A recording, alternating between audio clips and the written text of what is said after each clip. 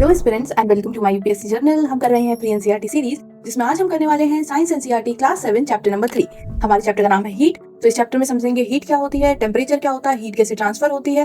तो ये बहुत ही इंपॉर्टेंट और इंटरेस्टिंग चैप्टर है, साथ में ये हमारी डे टू डे लाइफ से रिलेटेबल भी है। तो आपको इसे पढ़ने में बहुत ज्यादा मजा आने वाला है। तो चलो फिर ये लेक्चर स्टार्ट करते हैं। तो इस चैप्टर में सबसे पहले हम समझेंगे कि हीट क्या है। ठीक है, इंट्रोडक्शन टू हीट।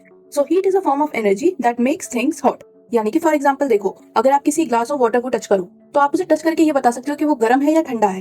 तो ये आपको कैसे पता चल रहा है? क्योंकि ये एक फॉर्म ऑफ एनर्जी है जो कि आपको फील हो रही है, जो आप तक पहुंच पा रही है, और इसी के थ्रू आप बता पा रहे हो कि वो चीज गर्म है या ठंडी है। तो हीट क्या हो गई? हीट हो गई एक फॉर्म ऑफ एनर्जी जो कि किसी भी चीज को गर्म बनाती है। ठीक है, it flows from hotter objects to colder objects. यानी कि हीट कहाँ से फ्लो करेगी? जो गर्म ऑब्जेक्ट है वहां से वो ठंडे ऑब्जेक्ट की तरफ जाएगी। फॉर एग्जाम्पल, अब देखो, अभी हमने पढ़ा कि हीट फ्लो करती है फ्रॉम हॉटर टू कोल्डर। अब सपोज ये एक ऑब्जेक्ट है, ठीक है, इधर ये बहुत ज्यादा गर्म है बिकॉज हमने इसे इस साइड से गर्म कर दिया। ठीक, इधर ये इतना गर्म नहीं है।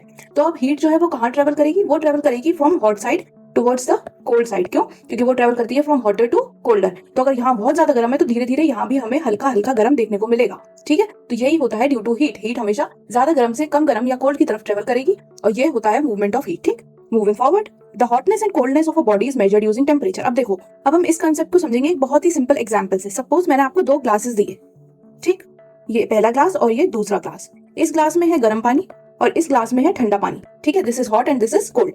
अब आप इसे ऊपर से टच करके इतना तो मुझे बता दोगे कि मैम ये गर्म है ये ठंडा है। ठीक है, क्यों? क्योंकि ये तो आपने उसकी एनर्जी फील करके बता दिया। बट अगर मैं आपसे ये पूछूं कि जो पानी गर्म है इसका टेम्परेचर कितना है, जो ठंडा है इसका टेम्परेचर कितना है, तो ये आप मुझे कैसे बताओगे? तो इसके लिए हम यूज करते हैं थर्मोमीटर्स।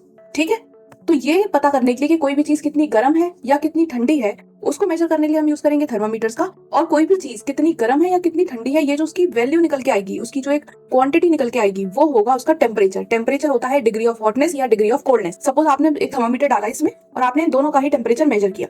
उसके बाद आपने मुझे बताया कि जो गर्म पानी है उसका टेम्परेचर है 90 डिग्री सेल्सियस और जो ठंडा पानी है उसका टेम्परेचर है 2 डिग्री सेल्सियस। ठीक है, तो अब क्या हुआ? अब मुझे ये तो पता था कि गर्म कौन सा है ठंडा कौन सा है, बट अब मुझे ये बताया कि जो गर्म है वो कितना गर्म है और जो ठंडा है वो कितना ठंडा है, एग्जैक्ट उसकी वैल्यू क्या है। तो अब ये जो मुझे डिग्री मिल गई, इसी को कहते हैं टेम्परेचर, यानी degree of hotness and degree of coldness. जो डिग्री मुझे पता चली है अब, वही कहा जाएगा उस चीज का टेम्परेचर। और डिग्री हम निकालेंगे कैसे? वो हम निकालेंगे with the help of thermometer. ये एक डिवाइस होती है जिससे कि हम टेम्परेचर को मेजर करते हैं। तो अब हम आगे बढ़ेंगे। सबसे पहले the hotness and the coldness of a body is measured using temperature. उसका जो टेम्परेचर है वो हमें बताता है कि बॉडी कितनी ठंडी है कितनी गर्म है।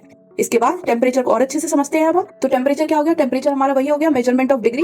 डिग्री किसकी? हॉटनेस की या कोल्डनेस की। अगर बॉडी गर्म है तो उसकी हॉटनेस की डिग्री आएगी, कोल्ड है तो कोल्डनेस की डिग्री मिलेगी। ठीक है, वो हमें बता देगी कि बॉडी का टेम्परेचर कितना है। अब हम जो टेम्परेचर मेजर करेंगे उसके लिए हम यूज करते हैं थर्मोमीटर, जैसे कि मैंने अभी आपको बताया। अब जो हमारा टेम्परेचर है उसकी होती है 3 यूनिट्स। एक होती है सेल्सियस, एक होती है फ़ारेनहाइट और एक होती है केल्विन। तो सेल्सियस है जो कि सबसे ज्यादा कॉमनली यूज की जाती है। इसके बाद कुछ कंट्रीज होती हैं जहां पर फ़ारेनहाइट भी यूज करते हैं, एंड साथ में kelvin is used in scientific scale. ठीक है, ये हम अपनी डेली लाइफ में केल्विन को यूज नहीं करते। तो ये हो गई हमारी तीनों यूनिट्स ऑफ टेम्परेचर, तो याद रखना साथ में। अब हम इसे बोलते कैसे हैं या हम इसे प्रोनाउंस कैसे करते हैं, तो वो भी देख लेते हैं एक बार। अगर आपका कहीं लिखा है 30 डिग्री, ये अगर किसी बॉडी का टेम्परेचर इतना है तो हम इसे कैसे पढ़ेंगे? 30 डिग्री सेल्सियस। ठीक है, अगर सेम ऐसे ही किसी बॉडी का टेम्परेचर ये है तो हम इसे कैसे पढ़ेंगे?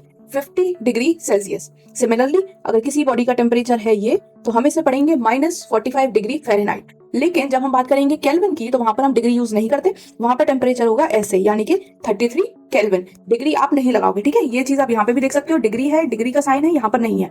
Kelvin is an absolute value, तो इसको हम डायरेक्ट बोलते हैं 33 केल्विन, यहाँ पर डिग्रीज का यूज नहीं करेंगे। ठीक है, मूविंग फॉरवर्ड, अब हम बात करेंगे थर्मोमीटर्स की। तो ये तो हमने देख लिया कि थर्मोमीटर से हम टेम्परेचर मेजर करते हैं, बट हमारी बॉडी का टेम्परेचर मेजर करने के लिए और जो बड़ी बड़ी फैक्ट्रीज में केमिकल्स बन रहे हैं या कुछ और हो रहा है, उस चीज का टेम्परेचर मेजर करने के लिए हमारे पास अलग अलग थर्मोमीटर्स हैं। ठीक है, तो थर्मोमीटर इस चैप्टर में हम दो तरह से पढ़ेंगे। एक होते हैं हमारे क्लिनिकल थर्मोमीटर और दूसरे होते हैं लेबोरेटरी थर्मोमीटर।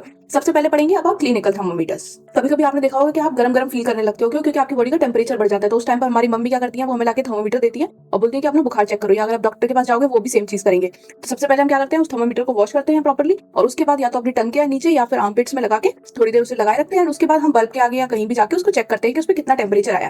तो ये जो हमारा क्लिनिकल थर्मोमीटर होता है, इसका यूज किया जाता है बॉडी का टेम्परेचर मेजर करने के लिए। इसके अंदर होती है मरकरी, जो कि एक नैरो ग्लास के अंदर प्रेजेंट होती है। आपने देखा भी होगा कि जो थर्मोमीटर होता है वो हमारा कुछ ऐसा दिखता है। ये होता है हमारा पूरा ग्लास की बॉडी, आगे भी हैव दिस मरकरी, और इसको हम अपने टंग के नीचे रख लेते हैं, राइट। और साथ में जब हम थोड़ी देर बाद दिखते हैं तो हमें ये एक कहीं ना कहीं पहुंच जाता है। ठीक है, तो फिर हम उससे चेक करते हैं कि इसका कहाँ तक आ रहा है, किस नंबर तक आ रहा है, किस नंबर से आगे जा रहा है, तो हमें पता चलता है कि हमारी बॉडी का टेम्परेचर क्या है। ठीक है, तो जो हम थर्मोमीटर्स यूज करते हैं उसकी रेंज कितनी होती है, उसकी रेंज होती है 35 डिग्री सेल्सियस से लेके 42 डिग्री सेल्सियस तक, क्योंकि इससे ऊपर हमारे जो ह्यूमन बॉडी का टेम्परेचर है वो नहीं जाता। तो हम जो थर्मोमीटर यूज करते हैं उसकी रेंज होती है ये वाली, जैसा कि आप यहाँ पे भी देख सकते हो, ये रहा हमारा 42 एंड ये रहा हमारा 35। तो इसके बीच में ही जो है हमारा टेम्परेचर रहता है। जो नॉर्मल बॉडी का टेम्परेचर होता है वो होता है 37 डिग्री सेल्सियस या फिर 98.6 डिग्री फ़ारेनहाइट। तो अगर 37 डिग्री सेल्सियस को आप फ़ारेनहाइट में कन्वर्ट कर दोगे तो वो आएगा हमारा 98.6। ठीक है, अब सेल्सियस को फ़ारेनहाइट में कन्वर्ट कैसे करते हैं ये अभी हम इस क्लास में नहीं पढ़ने वाले हैं, ये हम आगे सीखेंगे। तो अभी के लिए बस आप इतना याद रख लो कि अगर सेल्सियस में है तो 37 डिग्री सेल्सियस होगा, और अगर फ़ारेनहाइट में है तो होगा 98.6 degree Fahrenheit, normal body temperature. ठीक है, मूविंग फॉरवर्ड, जो हमारा थर्मोमीटर होता है उसमें आगे किंक होती है। वो क्यों होती है? वो प्रिवेंट करती है कि जो हमारा मर्करी है वो एकदम से नीचे फॉल ना कर पाए और हम आराम से जो अपना टेम्परेचर है वो चेक कर ले। वो यूजुअली आपको यहाँ पर कहीं देखने को मिलेगी। अगर आपके घर में थर्मोमीटर है तो अभी वीडियो पॉज करो और एक बार जाके देखो, कुछ इस तरह से आपको हल्का सा देखने को मिलेगा। तो वो किंक इसलिए होता है, it is to prevent mercury from falling back immediately, ताकि हम आराम से जो अपना टेम्परेचर है वो हम देख पाए। ठीक है, तो ये तो हमने पढ़ लिया सब कुछ अबाउट क्लिनिकल थर्मोमीटर। इसके अलावा आजकल आपने घरों में देखे होंगे इस तरह के डिजिटल थर्मोमीटर्स।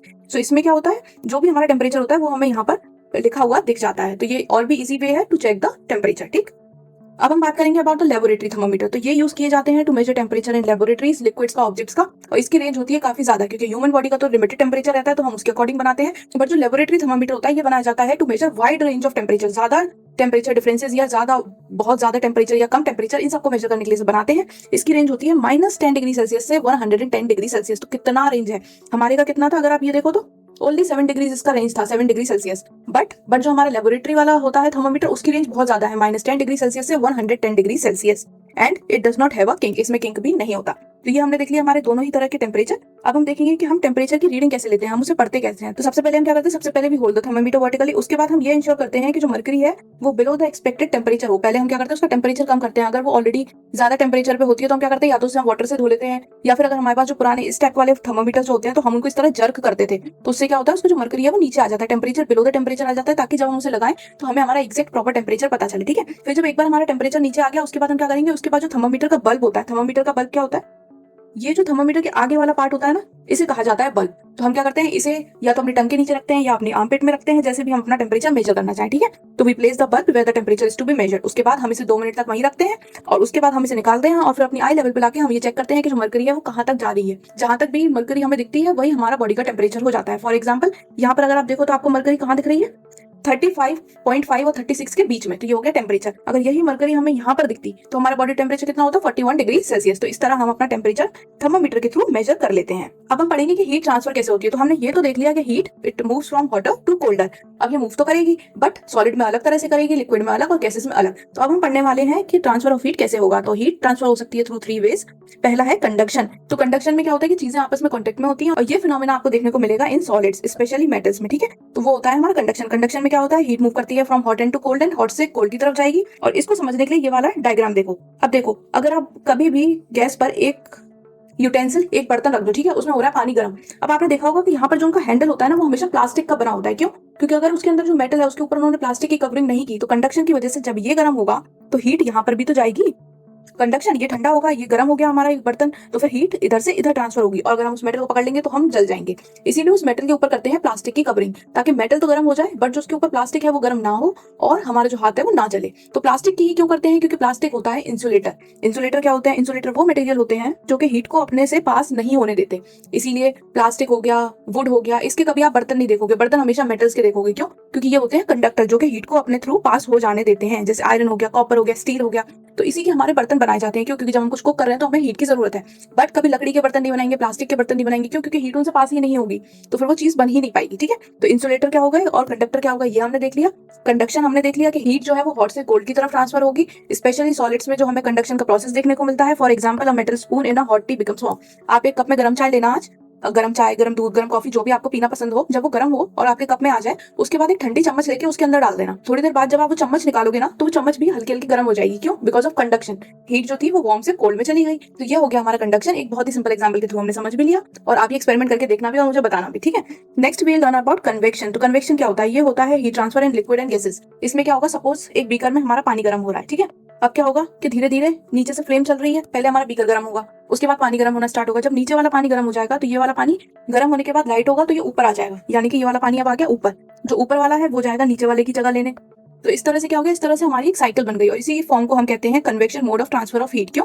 क्योंकि कन्वेक्शन क्या होता है, ये फ्लूइड का मूवमेंट होता है, किस वजह से हो रहा है, because of temperature difference. Temperature गर्म हुआ, फ्लूइड ऊपर चला गया, जो ऊपर वाला फ्लूइड था वो नीचे आ गया, ये गर्म हुआ फिर ये ऊपर जाएगा और इसी तरह ये जो साइकिल है, ये जो मूवमेंट है, ये चलता रहेगा। तो इसी को हम कहते हैं कन्वेक्शन। ठीक है, hot particles rises, cold particle sinks and forming convection currents. Hot वाला लाइट होगा, ऊपर जाएगा, ठंडा वाला नीचे आ जाएगा उसकी जगह लेने, और यही साइकिल कंटिन्यूस होती रहेगी। For example water boiling in a pot, अगर कभी आप पानी किसी चीज में गर्म करो तो आप ये चीज देख पाओगे। साथ में एयर जो हमारे रूम में सर्कुलेट करती है वो भी इसी फॉर्म में करती है। एक एग्जाम्पल आप देख सकते हो कि जैसे कि आप सर्दियों में आप पानी गर्म करने रख दो, ठीक है, आप देखोगे कि ऊपर वाला सरफेस आप देखोगे अगर टच करके तो आप कहोगे पानी गर्म हो गया ये, बट अगर आप उसे एम्प्टी करोगे या आप नीचे अगर किसी तरह देख पाओ, जैसे मान लो आपने ऊपर का आधा पानी निकाल लिया, फिर आप चेक करोगे नीचे का पानी ठंडा होगा। क्यों? क्योंकि जो गर्म हुआ पानी था वो लाइट हुआ और वो ऊपर आ गया, ऊपर वाला ठंडा पानी नीचे चला गया, तो पूरा पानी गर्म नहीं हुआ। ये कन्वेक्शन के थ्रू धीरे धीरे पूरा पानी गर्म होगा। ठीक, तो ये होता है फिनोमेना ऑफ कन्वेक्शन, जिसके थ्रू हीट ट्रांसफर होती है। थर्ड है हमारा रेडिएशन। रेडिएशन में क्या होता है कि बॉडीज कॉन्टेक्ट में नहीं आती, ट्रांसफर कैसे हो रहा है, विदाउट एनी मीडियम। ठीक है, ये किसी भी वैक्यूम में या स्पेस में भी हो सकता है। All objects emit heat as infrared radiation. Example के लिए समझो, जो सन है वो हमारे कांटेक्ट में है नहीं, वो हमारे अर्थ के कांटेक्ट में है नहीं, बट जो सन की रेज है, जो सन की रेडिएशन है, वो हमें हमारी धरती पर मिलती है और उसकी वजह से हमें गर्मी भी फील होती है। आप अगर धूप में खड़े हो जाओ तो थोड़ी देर बाद हमें गर्मी लगने लगती है। क्यों? वो हमारे कांटेक्ट में नहीं है, बट बिकॉज ऑफ रेडिएशन उसकी जो हीट है वो हम तक आ पा रही है, हीट ट्रेवल करती है फ्रॉम हॉटर टू कोल्डर, तो इसीलिए वो हमें मिल रही है। ठीक, तो ये हो गया रेडिएशन के थ्रू हीट का ट्रांसफर, जिसमें बॉडीज आपस में कांटेक्ट में नहीं होती। ठीक है, जैसे हमारा सन हो गया, या फिर अगर आप कभी सर्दियों में हीटर जला के बैठते हो तो आप हीटर को टच नहीं करते, आप दूर से ही हाथ करते हो, लेकिन आप तक वो वार्मथ आती है। ठीक है, तो यही हो गए सारे रेडिएशन के थ्रू ट्रांसफर ऑफ हीट। बहुत ही सिंपल वे में हमने सारी समझ ली, अपनी day to day life example से समझे ताकि आप इजीली और रिलेट करके समझ पाओ। फिर भी कहीं किसी में भी डाउट हो तो आप कमेंट में मुझसे जरूर पूछना। For example heat from sun या फिर फायर विदाउट टचिंग, जैसे कि हम सर्दियों में आग भी जलाते हैं, ठीक है, क्योंकि ठंड होती है, तो उसमें भी हम आग को टच नहीं करते, दूर से ही हमें उसकी जो वार्मथ है वो फील हो जाती है। क्यों? This is because of radiation heat transfer. ठीक है, तो हमने देख लिया सारे ही मोड्स ऑफ हीट ट्रांसफर। अब हम पढ़ेंगे about land breeze and sea breeze. तो ये क्यों होते हैं, सबसे पहले इनके होने का रीजन समझ लो। ये होते हैं because of unequal heating of land and water. जो लैंड है वो अलग लेवल पे हीट करती है, वाटर है हमारा अलग लेवल पे हीट करता है। जो हमारी लैंड होती है वो जल्दी गर्म भी होती है और जल्दी ठंडी भी होती है। ठीक है, हॉट एंड कोल्ड लैंड जल्दी गर्म होगी और जल्दी ही ठंडी भी होगी, पर पानी जो है उसे गर्म होने में भी देर लगेगी और उसके बाद उसे ठंडा होने में भी देर लगेगी। तो इस वजह से हो जाते हैं दोनों में टेम्परेचर डिफरेंस, जिसकी वजह से जो है दोनों के बीच में विंड ब्लो करती है। इसी को हम कहते हैं land breeze and sea breeze. अब हम एक एक करके ये दोनों कॉन्सेप्ट समझेंगे। पहले समझेंगे sea breeze and then we will understand the land breeze. तो देखो, सी ब्रीज आपको देखने को मिलती है दिन में। सी ब्रीज यानी कि जो हवा आ रही है वो किधर से आ रही है, सी से आ रही है। ठीक है, तो उसी पे इसका नाम है सी ब्रीज, सी की तरफ से आने वाली हवा। अब ये क्यों आ रही है? क्योंकि दिन में क्या होगा, जो जमीन है वो जल्दी गर्म होगी। मैंने आपको बताया कि जो लैंड होती है वो गर्म भी जल्दी होती है और ठंडी भी जल्दी होती है। तो लैंड हमारी गर्म हो जाएगी, गर्म होगी तो इसकी जो ऊपर जो एयर होगी वो लाइट होगी और वो ऊपर चली जाएगी, एयर जो होगी वो राइज करेगी। ठीक है, hot air over the land will rise. अब जो हमारा सी है वो धीरे धीरे गर्म होगा, तो उसकी जो ऊपर एयर होगी वो होगी ठंडी। जब लैंड की एयर ऊपर जाएगी तो जो सी की एयर है वो लैंड की एयर की आके जगह ले लेगी, क्योंकि यहाँ पर वैकेंट हो गया। तो इस तरह क्या होगा कि जो ब्रीज चलेगी वो कहाँ से चलेगी, वो चलेगी सी से लैंड की तरफ। ठीक है, तो इसीलिए हम इसे कहेंगे sea breeze. Hot air over the land rise, land के ऊपर जो एयर है वो गर्म हुई और वो राइज कर गई। उसके बाद जो cool air from sea moves in, जो सी में कूल एयर थी सी के ऊपर, वो लैंड की एयर की जगह लेने आएगी। और इसी तरह जो विंड है वो कहाँ से चलेगी, वो चलेगी सी से लैंड की तरफ, और इसे हम कहेंगे सी ब्रीज। यहाँ पर एक प्रॉपर डायग्राम के थ्रू भी हम समझ सकते हैं। ये हमारी लैंड है, दिन में लैंड जो होगी वो जल्दी गर्म होगी, तो यहाँ की जो एयर है वो ऊपर चली जाएगी गर्म होगी, क्योंकि वार्म एयर हो जाती है हल्की हल्की होकर वो ऊपर चली जाएगी।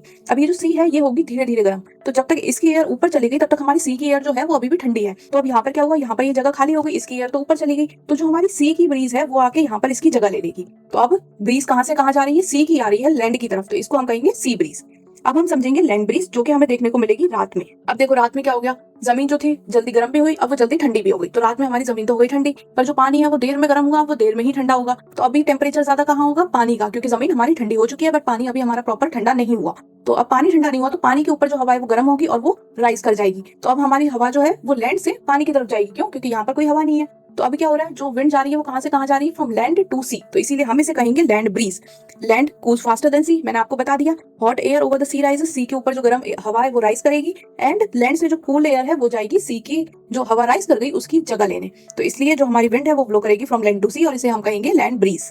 इसको भी जल्दी से एक बार डायग्राम के थ्रू समझ लेते हैं। तो देखो, हमारी लैंड जो थी वो ठंडी हो गई, बट जो हमारी सी है वो भी ठंडी नहीं हुई, तो इसके ऊपर जो हवा थी वो गर्म थी और वो राइज कर गई। अब जब ये राइज कर गई तो यहाँ पर हो गया खाली। अब जब यहाँ पर जगह वेकेंट हो गई तो क्या होगा कि जो हमारी लैंड की ठंडी हवा है वो आएगी इधर की तरफ, so it will move towards here. So अब क्या हो रहा है, अब जो विंड ब्लो कर रही है वो कहाँ से कहाँ जा रही है, लैंड टू सी, तो इसको हम कहेंगे लैंड ब्रीज। तो हमने ये दोनों ही पढ़ लिया बहुत अच्छे से। मेन रीजन क्या है लैंड ब्रीज और सी ब्रीज का, unequal heating of land and water. जो दोनों लैंड और वाटर है वो बराबर हीट नहीं है, दोनों का टेम्परेचर बराबर नहीं है। अगर बराबर होगा तो कहीं से कहीं हवा जाएगी ही नहीं। अब क्योंकि वो बराबर नहीं है तो इसीलिए हमें देखने को मिलता है मूवमेंट। ठीक है, तो बस ये याद रखना है कि ये क्यों हो रही है, ये हो रही है because of unequal heating of land and water. Now talking about clothes and heat. So हम अलग अलग मौसम में, अलग अलग सीजन में अलग अलग तरह के कपड़े पहनते हैं। ऐसा क्यों? गर्मियों में कोई वूलन कपड़े क्यों नहीं पहनता, या फिर सर्दियों में कोई कॉटन के कपड़े क्यों नहीं पहनता? क्योंकि इसके पीछे भी there is a reason. In summer we wear light coloured clothes and cotton clothes. हम हल्के कपड़े पहनते हैं, कॉटन के कपड़े पहनते हैं। क्यों? क्योंकि ये जो कॉटन के कपड़े होते हैं ये स्वेट एब्जॉर्ब कर लेते हैं, साथ में इवेपोरेशन में हेल्प करते हैं और हमारी बॉडी ठंडी रहती है। वहीं सर्दियों में ऑलरेडी हमें ठंड लग रही होती है, तो हमें कुछ ऐसा चाहिए होता है जिससे कि जो हीट है वो हमारी एस्केप ना करे, और उसमें हम पहनते हैं वूलन क्लोथ्स, ताकि जो हमारी वूल है वो एयर को ट्रैप कर ले, हमारे अंदर हम जो हीट हो रही है उसको ट्रैप कर ले, और हमारा जो बॉडी है वो गर्म रहे। ठीक है, तो ये इसीलिए हम सर्दियों में पहनते हैं वूलन क्लोथ्स, गर्मियों में पहनते हैं कॉटन क्लोथ्स या फिर लाइट कलर के क्लोथ्स। तो ये भी डिफरेंस हमने देख लिया, और इसके साथ हमारा ये चैप्टर हो गया है फिनिश। अब आपको अगर कहीं भी किसी भी कंसेप्ट में कोई भी डाउट हो तो आप कमेंट में बिल्कुल पूछ सकते हो, मैं आपको डेफिनेटली आंसर करूंगी। साथ में ये लेक्चर कैसा लगा बताना बिल्कुल मत भूलना। इस चैनल को बाकी एस्पिरेंट्स के साथ ज्यादा से ज्यादा शेयर करो ताकि ये फ्री एनसीईआरटी सीरीज सब तक पहुंचे। मैं मिलूंगी आपसे नेक्स्ट वीडियो में। Till then bye bye, take care, पढ़ाई करते रहो।